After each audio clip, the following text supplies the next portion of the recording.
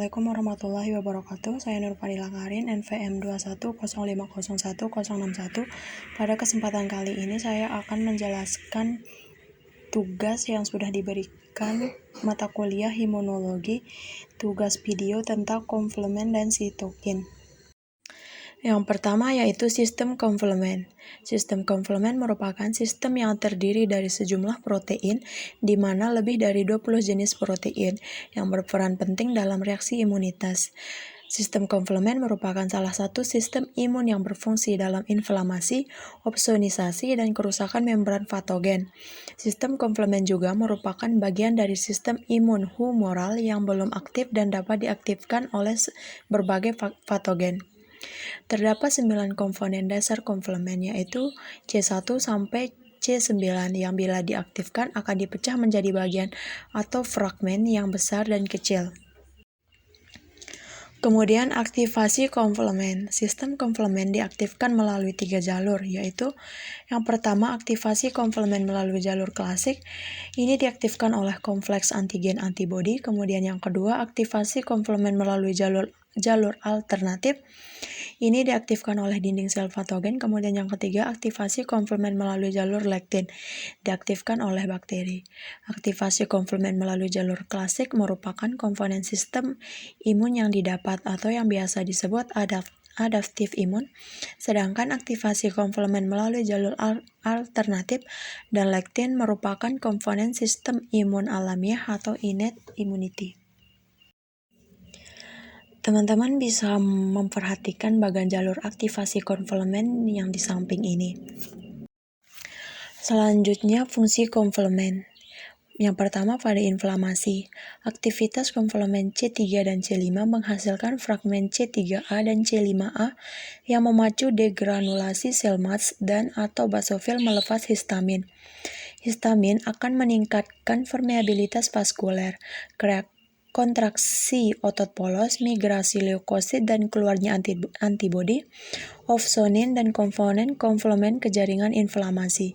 Selanjutnya pada kemokin, C3A, C5A, dan C567 merupakan kemokin yang dapat mengarahkan sel-sel fagosit ke tempat terjadinya infeksi. Kemudian pada fagositosis opsonin, C3b dan C4b mempunyai sifat opsonin atau molekul yang dapat diikat oleh bakteri dan reseptor fagosit sehingga memudahkan fagositosis bakteri. Kemudian eliminasi kompleks imun.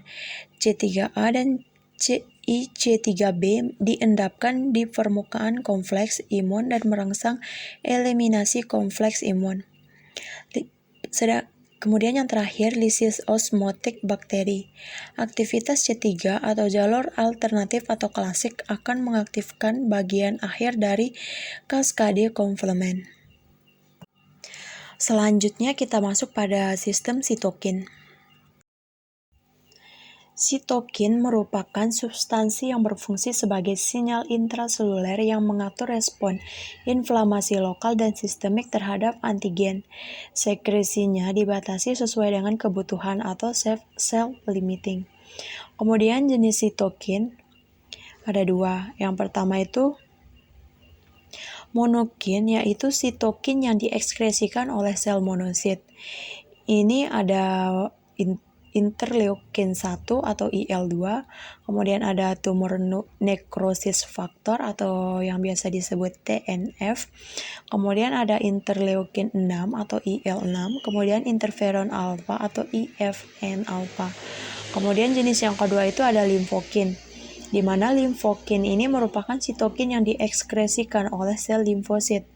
Ini ada interferon gamma, kemudian ada IL-2, IL-3, IL-4, IL-5, dan IL-7. Kemudian GM-CSF atau granulocyte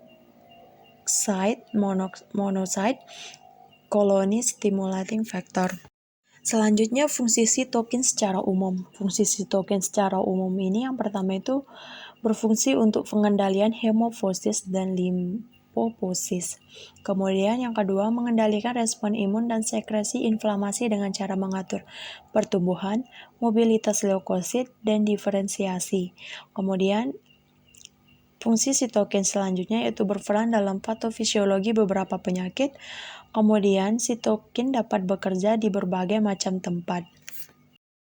Kemudian masuk ke sifat-sifat sitokin. Yang pertama itu sifat sitokin ada pleiotropik, yaitu satu jenis sitokin dapat diproduksi oleh beberapa jenis sel, dapat bekerja pada beberapa sel target, dan menghasilkan respon yang berbeda-beda.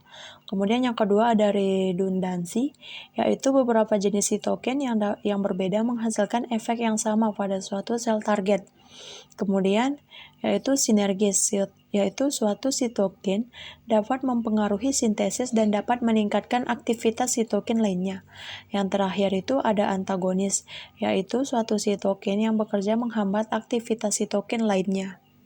Kemudian macam-macam interleukin atau yang biasa disebut IL. Yang pertama interleukin 1 atau IL-1. Ini sumber utamanya itu monosit dan makrofag yang teraktivasi. Kemudian ada neutrofil, sel epitel, dan sel endotel. Kemudian ini berfungsi sebagai mediator inflamasi dan imunitas alami atau non-spesifik.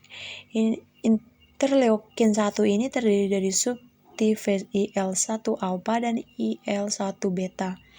Sekresi IL-1 dapat ditingkatkan oleh lipopolisakarida atau LPS bakteri. Kemudian, yang kedua itu ada interleukin yang 2 atau biasa disebut IL-2. Sumber utamanya itu CD4+ dan CD8+ T cells yang teraktivasi oleh antigen. Interleukin 2 ini berfungsi sebagai proliferasi limfosit T yang mensekresikan IL-2 tersebut.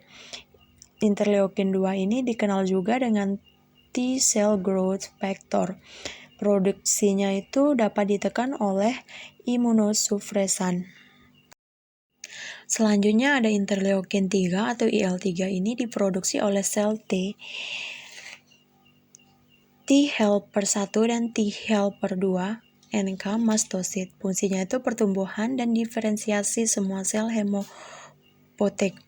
Kemudian ada interleukin 4 atau IL-4 ini diproduksi oleh sel T terutama T helper 2.